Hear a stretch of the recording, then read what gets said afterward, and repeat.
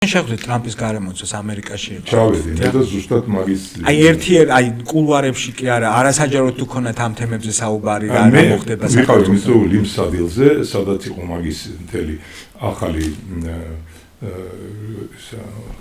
ადმინისტრაცია და იყო ბევრი ძალიან მოწვეული სტუმარი, მათ შორის აი ილონ მასკიც. ფოტოებს გამოვაკეთე. ვიყავი და მე მქონდა ესე იგი მქონდა სურვილი რომ მომეყოლა თუ რა ხდებოდა საქართველოში.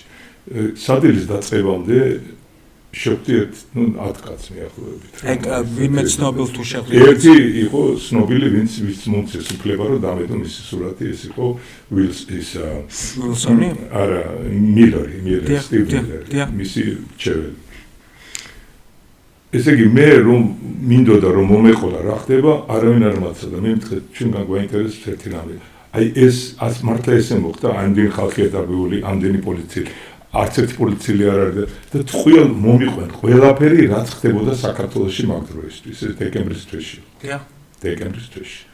ესე იგი ჩემგან იყო მარტო საჭირო რომ მეთქვა ეს სწორია თუ არ არის სწორია, სიმართლეა თუ არ არის სიმართლე. და მე ყველაფერზე, მაგრამ მეცაც გეტყვით, მე დამისახელის ისეთი გვარები პოლიციელების, რომელიც მე არ ვიცნობდი მაგალითად. მაღალჩინოსნები, რომ ესენი არიან დამნაშავეები, ASTS-ენ და 1-2-3 მოსამართლე იყო კიდე დამატებული ისეთი, ვისაც მე არ ვიცნობდი. და მაგ ესეთ გვარი მე არ გამიგიადა. ამ საუბარს ვთქვათ მასკი თუ ესწრებოდა. არა, ხო?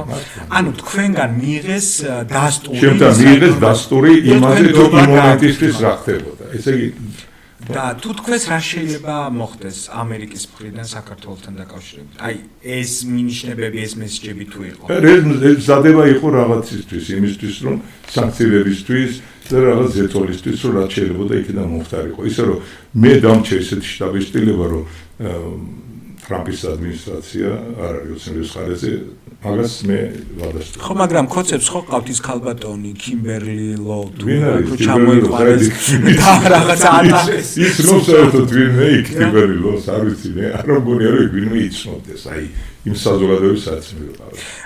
ჩაგეკითხებით ბატონ ვარდა, ეს თქვენი მიწვევა მის ერთ-ერთი საბაბი იყო ის რომ თქვენგან მიიღოთ დამატებით. ან პირდაპირ ეს იყო თქვა მათ მოთხოვნით ჩახვედით თუ დაპატიჟებით.